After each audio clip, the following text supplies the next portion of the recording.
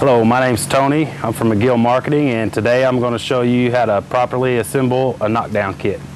Alright, step one of the process is to wipe down the insides where you're going to be welding. Just wipe the corners down.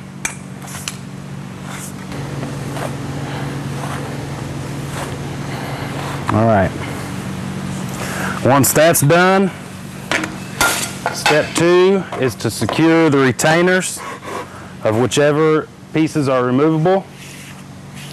And to do that, first you need to clean underneath them to make sure no shavings are there.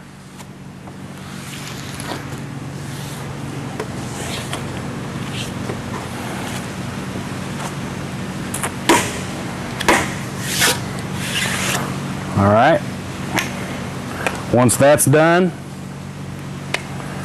you need to measure from the end 2.5 inches, make a mark, and then just wherever you want screws to hold the retainer, however many you prefer. I usually go on close to a 4-foot piece like this. I have 4, so I'm going to do the same to the other side, and then I'm going to do the same to the other end.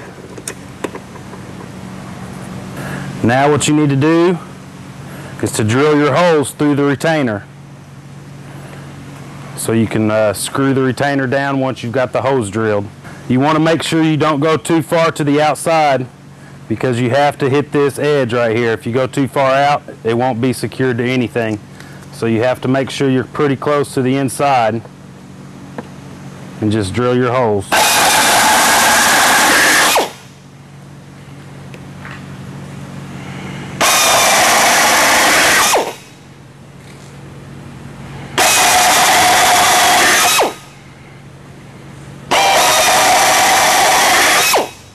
Okay.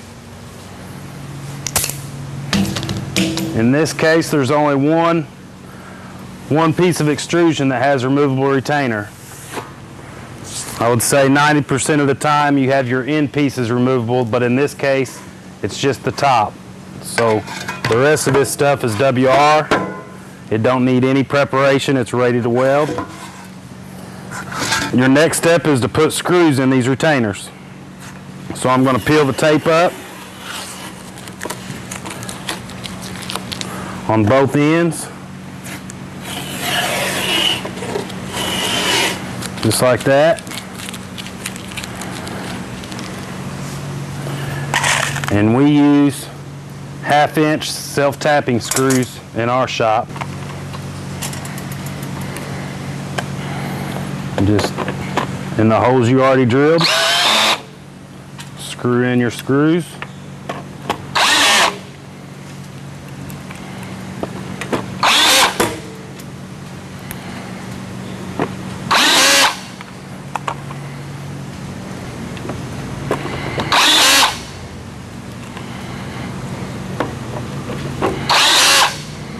All right. Once your screws are in place, you're ready to assemble the kit. This can be done on either a table or horses.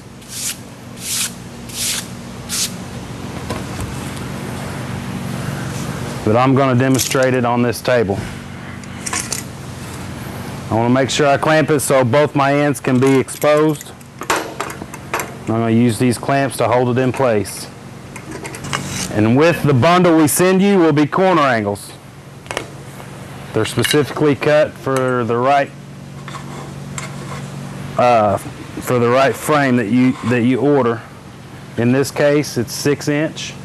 They go right in these channels right here.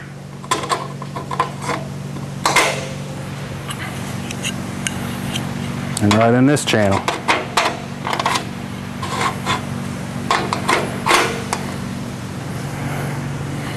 Notice when I put it together, I kind of push the fringe back. You want to be sure that you line your raceway up.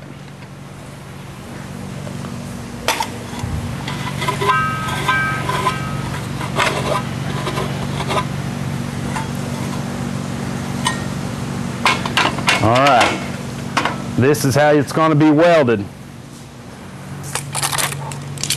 your next step is to clamp it into place, because it does have movement. That little bit of movement can throw it off, okay? So what I'm going to do is put my duck bills and get it to where it's snug but not too tight. You don't want to cause gouges in it. I'm going to lean over here and look at the side, make sure it's lined up, and line it up just like that, and use one on the other side. Get it set, and once it's set, you look down here, line it up. Now that one's ready to weld. The next step is going to be welding it. Attach your ground directly to your frame.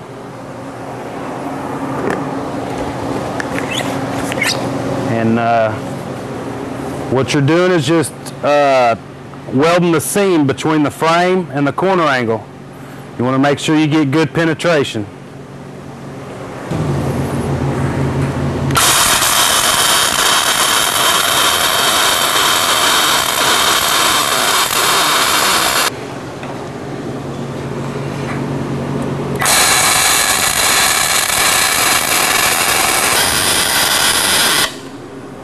Okay.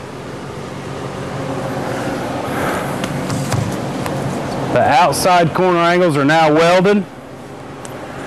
Our customers have the option of ordering what's called double corner angles. That means the corner angles I just showed you putting in. We also have inside corner angles, which would now, you can remove your clamps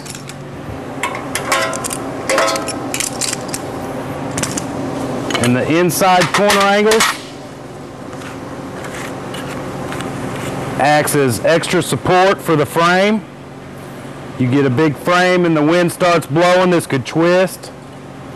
If you order the inside corner angles, it's just an extra backbone for the frame.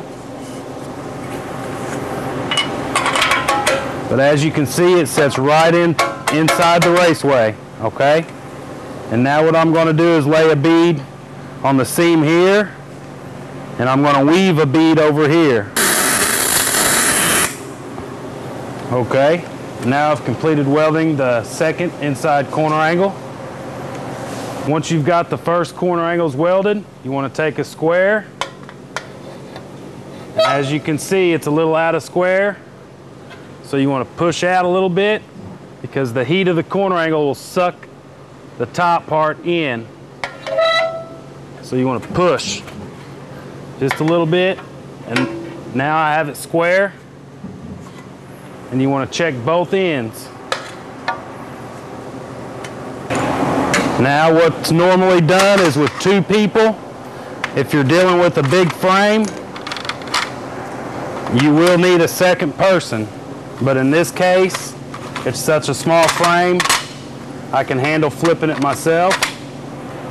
But you need to stick the corner angles in the end, unclamp the frame, and on a normal basis, when it's a bigger frame, one person will be on each end, and you'll grab the frame and turn it over and insert the frame into the corner angles.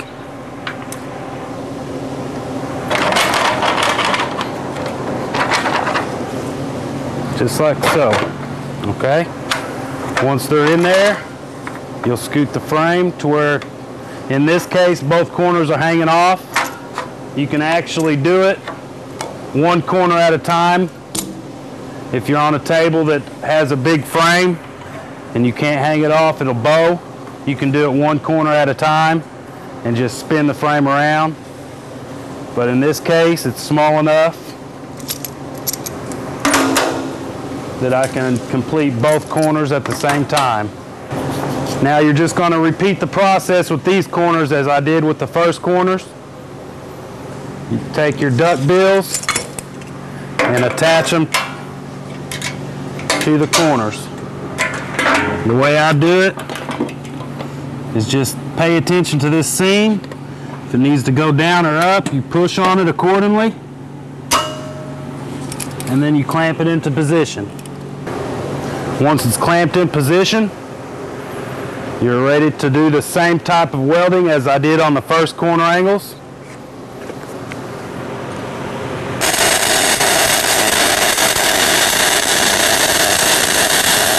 And now I have finished welding the third and fourth corner angle. The last step that I do before wiring the frame, I have a file and I just take it on the corners.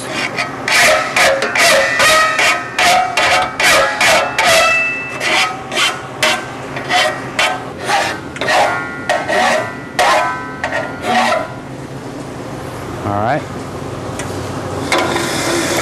The last step is to wire it how you or your customer would like you to wire it, whether it's horizontal lamping or vertical.